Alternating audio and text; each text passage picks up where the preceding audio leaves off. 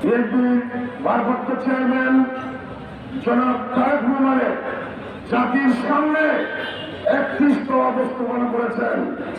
তার লক্ষ্যেই আজকের এই 31তম বাস্তবায়নে আমরা এই রেডিও সমাবেশ।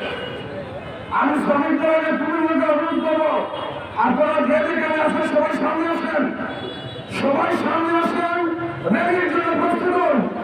আমি সকলকে অনুরোধ করবো, প্রত্যেক যুবদল এবং শ্রমিক ভাইরা আছেন, আপনারা সামনের সারিতে আসেন। আপনাদের ব্যানারগুলো আপনারা গুছিয়ে দেবেন, শুধু জেলার কেন্দ্রে আজকে এই র্যালি হবে। আমি আমার বক্তব্য বলতে চাই, আজকে আমাদের এখানে আমাদের মেহমান এসেছেন বিশেষ করে জাতীয়তাবাদী শ্রমিক দল কেন্দ্রীয় কমিটির সাংগঠনিক সম্পাদক জনাব সুলেমান আলী উপস্থিত রয়েছেন। জাতীয়তাবাদী দল বিএনপি সাবেক সহসভাপতি, জাতীয়তাবাদী ছাত্রদলের সাবেক সভাপতি, জাতীয়তাবাদী যুবদলের সাবেক সাধারণ সম্পাদক, রাজপথের বিষয়িক জনাব ফয়সাল আহমদ উপস্থিত রয়েছেন।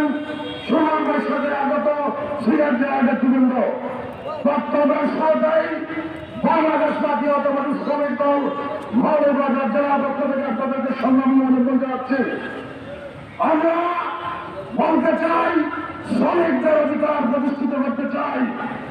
আজকে নিরাপত্ত নির্বাচন দিতে হবে।